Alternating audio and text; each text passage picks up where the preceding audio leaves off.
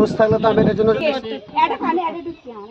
দ্বীপ যে পর্যটন সম্ভাবনাময় দ্বীপের এই মুহূর্তে সবচেয়ে অশনি সংকেত হলো আমাদের এই দ্বীপের বেড়িবাঁধ।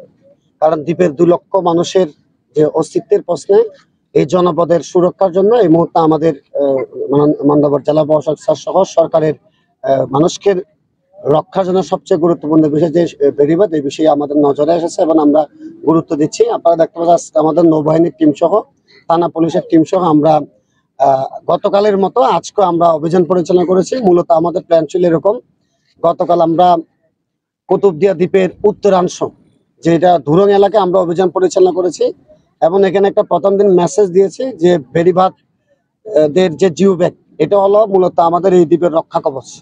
এটা হলো প্রান্তিক যারা হয়তো অনেক সচেতনতার অভাব, যেন হোক না যেন হোক, এবং আমাদের এক শ্রেণীর দুর্বৃত্তরা রাতের অন্ধকারে এগুলো কেটে 1500-1200 টাকা দিয়ে এটা বিক্রি করতেছে, এরকম আমরা অভিযোগ পেয়েছি। আজকে আমরা পুরো বেড়িবাঁধটা সরজমিনে পরিদর্শন করে এটা আমরা প্রমাণও পেয়েছি। তো আজকে আমাদের যেটা মেসেজ ছিল এটা হলো আইন প্রয়োগ করা। আমরা আইন প্রয়োগ করেছি। আমরা 3টা মামলায় 24 ঘন্টা আমাদের পক্ষে এখানে পাহারা দেওয়া সম্ভব না। ইভেন আজকে আমার সাথে যে গ্রাম পুলিশ আছে তাদেরকে এখানে 24 ঘন্টা বেড়িবাঁধে রাতে পাহারা দেওয়া সম্ভব না। এখানে সচেতনতার বিকল্প নাই। তো আজকে আমরা বেড়িবাঁধের পার্শ্ববর্তী যারা অংশীজন আছেন, গণ্যমান্য ব্যক্তিবর্গ আছে, জনপ্রতিনিধি আছেন, তাদের সরকারের পক্ষ থেকে একটা মেসেজ যে এই বেড়িবাঁধ জিও ব্যাগ রক্ষার দায়িত্ব সরকারের না, এলাকাবাসী সকলে এই বিষয়ে মূলত সোচ্চার থাকবেন।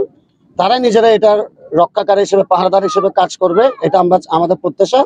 আর একটা বিষয় হলো, আমরা যেহেতু চোর বা দুর্বৃত্তদের না পাই, মূলত যারা ব্যবহার করবে সরকারের জিও ব্যাগ ক্রয় বিক্রয়, পরিবহন কিংবা ব্যবহার ব্যক্তিগত উদ্দেশ্যে সম্পূর্ণভাবে দণ্ডনীয় একটা অপরাধ।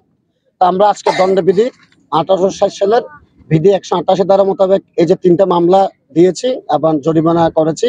দ্বীপ যে কোনো মুহূর্তে বৈশ্বিক উষ্ণায়নের পরে যে পানির স্তর বাড়তেছে, তো এই 2 লক্ষ মানুষের এই জনপদের সুরক্ষার জন্য আমাদের বেড়িবাঁধ রক্ষা, জিও ব্যাগ রক্ষার কোনো বিকল্প নাই।